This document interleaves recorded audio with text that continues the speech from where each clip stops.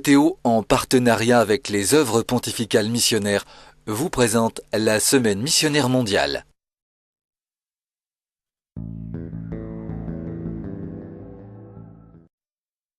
Je dirais que les missionnaires aujourd'hui sont confrontés à la vie que mènent les peuples auprès desquels ils vivent.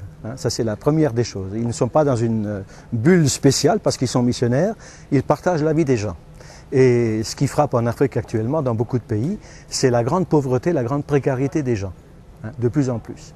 Avec en même temps une petite classe dirigeante qui a beaucoup de moyens et qui fait donc que le pays marche un peu à deux vitesses. Une très grande pauvreté pour une majorité et un bien-être matériel pour une petite classe de dirigeants.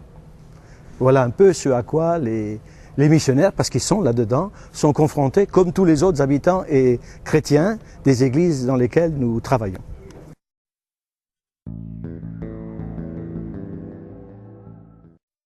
Il y en a de façon bien différente suivant les pays. Si vous allez dans la région du Sahel, Afrique de l'Ouest, vous avez des églises qui sont, disons, impliquées dans un développement économique parce que les conditions de développement du pays, dues au manque de pluie ou au trop-plein de pluie, quelquefois, conditionnent la vie des gens. Ça, c'est une première chose. Vous allez en Afrique centrale, vous avez d'autres problèmes qui sont liés, encore et à pas longtemps, à des événements violents, des guerres. Au Congo-Brazzaville, vous allez en Centrafrique, il y a encore des problèmes qui ne sont pas réglés au niveau des violences qui existent encore. Et vous allez en Afrique australe, c'est encore différent. Donc nous, notre problème, quand on parle en tant que Français, c'est qu'on dit souvent l'Église en Afrique. Il y a 30 églises dans 50 pays d'Afrique, c'est ça qu'il faut bien voir. Et donc notre première préoccupation, c'est de nous intéresser à l'une ou l'autre de ces églises, voir un peu qu'est-ce qu'elle vit, à cause de quoi, et comment elle s'y prend. Et troisième ou quatrième question, qu'est-ce qu'elle attend de nous ?